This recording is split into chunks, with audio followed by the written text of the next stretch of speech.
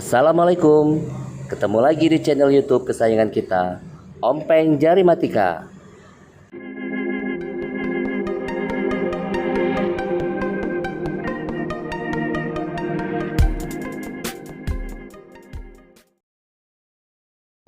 Pandai berhitung bersama Ompeng.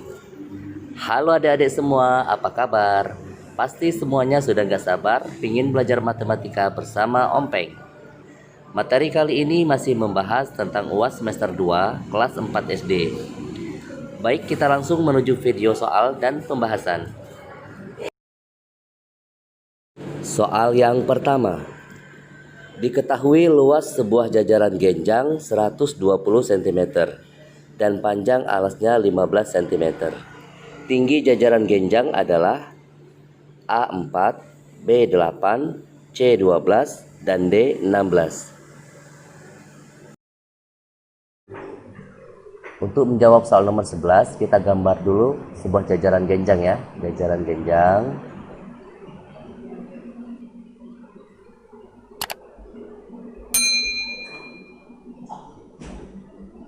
Sini diketahui luasnya 120 cm ya.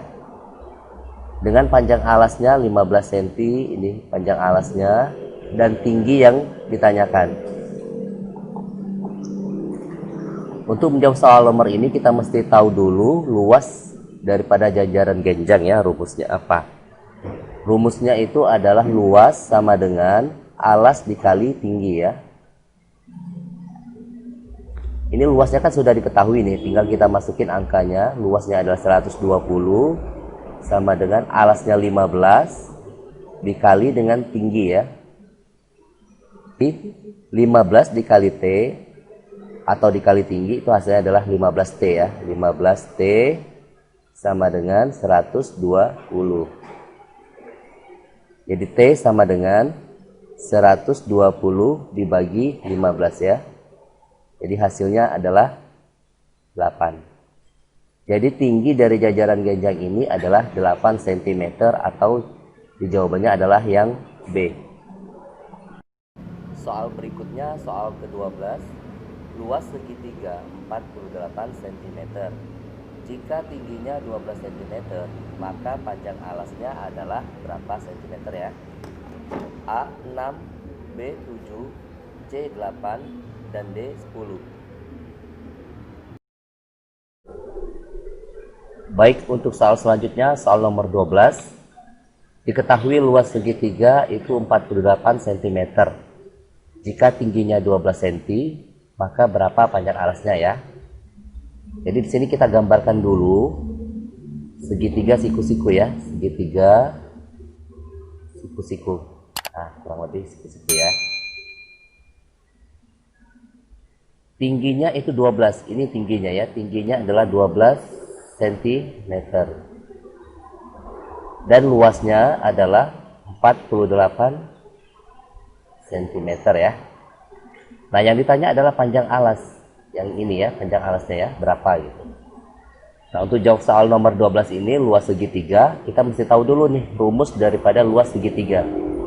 Rumus luas segitiga itu adalah setengah dikali alas, kemudian dikali dengan tinggi ya.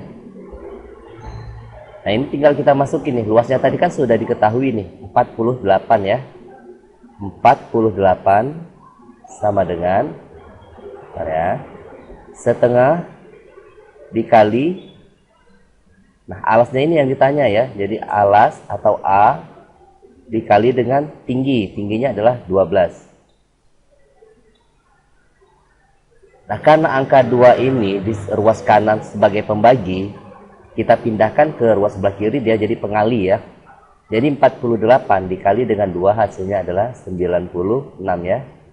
Sama dengan satunya ini dikali dengan dalam kurung ini A dikali 12. Jadi 1 dikali dalam kurung A dikali 12 hasilnya adalah 12A ya. 12A. Nah, tinggal kita cari nilai A. Caranya adalah A sama dengan 96 dibagi 12 ya. 96 dibagi 12 hasilnya adalah 8. Jadi panjang alas dari segitiga siku-siku ini adalah 8 cm ya. Jadi jawabannya adalah yang C. Soal selanjutnya soal nomor 13. Hasil dari 35 ditambah dengan minus 17 adalah A 18, B minus 52, C minus 18, dan D 52. Baik, kita ke soal selanjutnya, soal nomor 13. Di sini ada operasi penjumlahan ya. Penjumlahan biasa, tetapi dalam bentuk plus dan minus ya. Jadi 35 ditambah dengan dalam kurung minus 17 ya. Nah, sebelum kita jawab ini, kita mesti ingat dulu operasi penjumlahan kalau dia plus ketemu dengan minus ya. Jadi kalau plus ketemu dengan minus, ini tandanya akan berubah menjadi minus ya. Begitupun kalau minus ketemu dengan plus, hasilnya ini akan menjadi minus ya. Nah, tetapi kalau misalnya plus ketemu dengan tanda plus, hasilnya adalah plus ya. Tanda minus ketemu dengan tanda minus akan berubah menjadi plus ya. Jadi yang mesti adik-adik ingat, itu kalau dia berlainan tanda, itu hasilnya adalah minus ya. Seperti ini, tanda plus ketemu dengan tanda minus, dia akan berubah menjadi tanda minus ya. Atau sebaliknya, minus ketemu dengan plus, hasilnya akan berubah menjadi minus ya. Tapi kalau dia sama, plus ketemu dengan plus, hasilnya akan menjadi plus ya. Begitupun kalau minus ketemu minus, dia akan berubah menjadi plus. Baik, sebelum kita jawab soal nomor 13, Om Peng akan kasih contoh soal dulu ya. Misalnya minus 25 itu dikurangin dengan misalnya minus 10 ya. Minus 10. Nah, ini minus ketemu dengan minus. Minus dengan ketemu minus kan akan berubah menjadi plus ya. Nih. Artinya minus 25 ini akan berubah tanda menjadi plus 10 ya. Nah, jadi ini artinya adalah minus 25 ditambah 10. Atau kita memiliki hutang sebanyak 25, kemudian kita bayar 10 nih.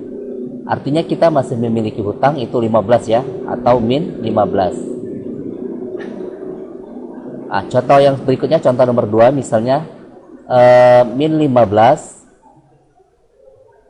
dikurang plus 13 ya. Ini karena minus ketemu dengan tanda plus, ini tetap akan berubah menjadi tanda minus ya, karena dia tidak sama nih. Jadi min 15 ini dikurang dengan 13 ya.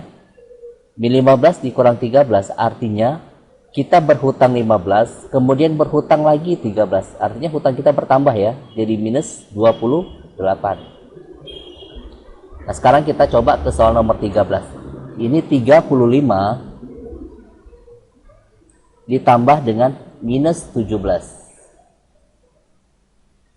Plus ketemu minus, dia akan berubah menjadi minus ya. Jadi 35 dikurang dengan 17. Nah, ini pengurangan biasa nih. 35 dikurang 17, hasilnya adalah 18 ya. Jadi jawaban yang tepat adalah yang A. Soal yang berikutnya, soal nomor 14.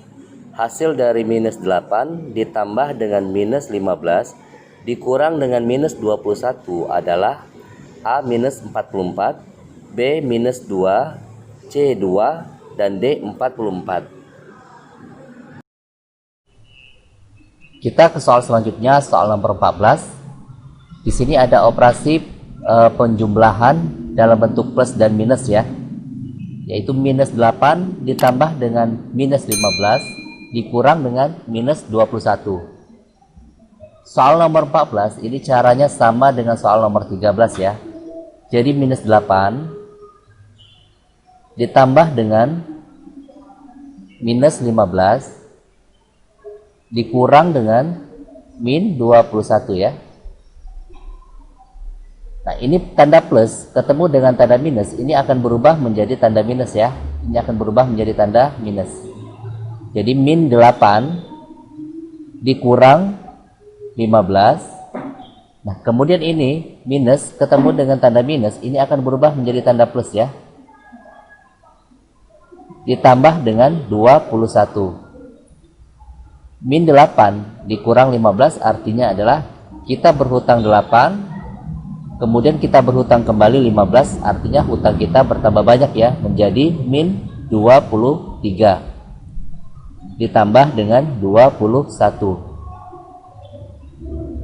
Hutang kita yang tadinya 23, kemudian kita bayar 21, sehingga hutang kita menjadi 2 ya, atau min 2. Jadi hasil dari penjumlahan min 8 ditambah min 15 dikurang dengan minus 21, hasilnya adalah min 2 ya, atau yang B. Soal berikutnya, soal ke-15. 70 min 115, 15 min 150. Bilangan yang mempunyai nilai terkecil adalah A70, B15, C minus 115, dan D minus 150. Kita ke soal selanjutnya, soal nomor 15. Di sini kita diminta untuk menentukan nilai yang terkecil dari bilangan 70, min 115, 15 dan min 150. Baik, di sini kita memiliki dua buah bilangan ya, bilangan positif dan bilangan negatif ya. Bilangan positif dan bilangan negatif. Bilangan positif yang kita miliki yaitu 70 dan 15 ya. Untuk bilangan negatif kita memiliki angka min 115 dan min 150 ya. Nah, untuk menentukan bilangan positif mana yang lebih kecil, ini kita tentunya udah tahu ya. 15 ini tentunya pasti lebih kecil daripada 70 ya. Nah, tetapi untuk bilangan negatif, ini kebalikan atau lawan dari positif. Semakin besar nilai daripada bilangan negatif, itu artinya nilainya itu adalah semakin kecil ya. Kalau bilangan positif semakin besar, angka bilangan positif itu nilainya semakin besar ya. Nah, kalau bilangan negatif semakin besar angka daripada bilangan negatif tersebut, nilainya itu semakin kecil ya. Jadi minus 115 dengan minus 150 itu yang lebih kecil adalah minus 150 ya. Nah, jadi untuk soal 15 jawaban yang paling tepat adalah yang D. Soal yang berikutnya, soal ke-16. Lambang bilangan negatif 118 adalah A118, B181, C minus 118, dan D minus 181. Soal selanjutnya, soal nomor 16. Di soal nomor 16 kita diminta untuk menulis lambang bilangan ya, yaitu negatif 118. Soal nomor 16 ini tentunya mudah sekali ya, karena negatif itu ditandai dengan tanda garis ya. Negatif, kemudian 118. Arti seperti ini ya, 118. Jadi jawaban yang paling tepat adalah yang C ya. Soal yang selanjutnya, soal ke-17. Bilangan yang terletak 13 satuan di sebelah kiri 4 adalah A9, B17, C min 9, dan D min 17. Untuk soal nomor 17, di sini kita diminta untuk menentukan bilangan yang terletak 13 satuan di sebelah kiri ya. Artinya untuk menjawab soal nomor 17 ini kita gambar garis bilangan ya. Nah, kita anggap ini garis lurus ya. Di sini kita anggap ini angka 4 ya, angka 4. Nah, kemudian di soalnya bilangan yang terletak 13 satuan di sebelah kiri, artinya mengarah ke kiri. Mengarah ke kiri ya. Mengarah ke kiri sebanyak 13 satuan.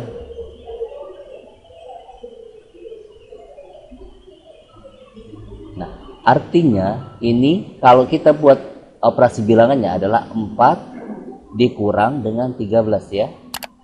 Nah, 4 dikurang dengan 13 itu hasilnya adalah min 9.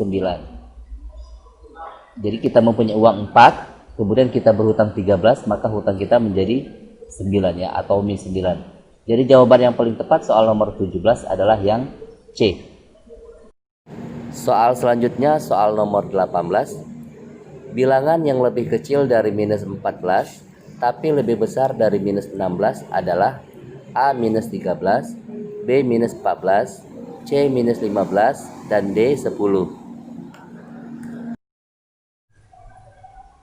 Untuk soal selanjutnya, soal nomor 18, di sini kita diminta untuk mencari bilangan yang lebih kecil daripada min 14. Min 14 ya, yang lebih kecil daripada min 14, tetapi lebih besar daripada min 16 ya, min 16. Nah, kalau kita buat garis bilangan ya, min 14 itu kan pastinya di sebelah sini ya, sebelah kiri ya, min 14. Kemudian min 16. Ini angka 0. Semakin ke kiri itu artinya dia semakin kecil ya. Tetapi kalau dari 0 semakin ke kanan, dia itu berarti semakin besar. Nah, artinya kalau semakin ke kiri min 14, kemudian kan ada min 15 di sini ya. Nah, artinya min 15 ini kan lebih kecil daripada min 14. Tetapi min 15 ini lebih besar daripada min 16. Jadi nilai atau bilangan yang diminta itu adalah min 15. Jadi jawaban yang tepatnya adalah yang C.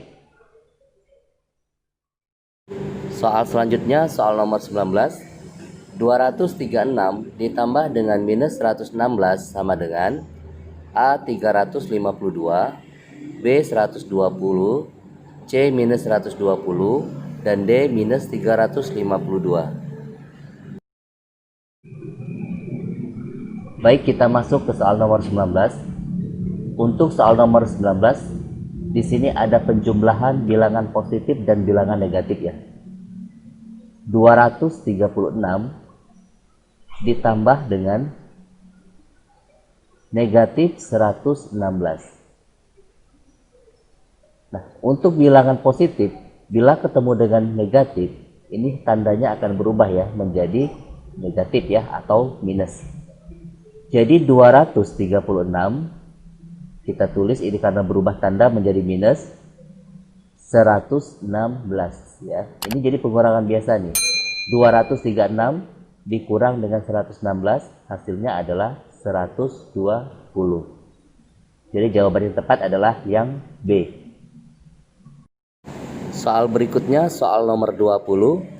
Bilangan yang terletak 12 satuan di sebelah kanan angka minus 7 adalah A19, B5, C minus 5, dan D minus 19. Masuk ke soal berikutnya, soal nomor 20. Pada soal nomor 20, di sini kita diminta untuk menentukan angka yang dimulai dari angka min 7, kemudian kita geser ke arah kanan sebanyak 12 satuan ya. Kita tulis dulu angka minus 7, kemudian diminta kita geser ke kanan sebanyak 12 satuan.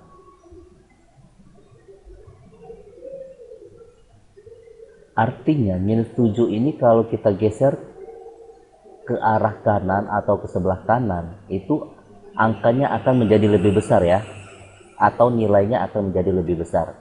Tapi kalau dia bergeser ke arah kiri, nilainya akan lebih kecil atau angkanya akan menjadi lebih kecil ya.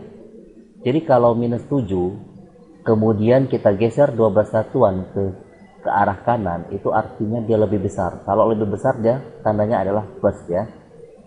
Jadi minus 7 itu kita tambah dengan 12. Minus 7 ditambah dengan 12 hasilnya adalah 5 ya. Jadi jawaban yang tepat adalah yang B. Demikianlah pembahasan soal kali ini. Semoga adik-adik semua semakin bertambah ilmunya dan menjadi berkah bagi kami. Pesan dari Ompeng untuk adik-adik di rumah, rajin-rajinlah belajar, kejar cita-citamu dan impianmu. Saksikan terus video-video Ompeng berikutnya, dan jangan lupa klik tombol like, komen, dan subscribe-nya. Wassalamualaikum warahmatullahi wabarakatuh.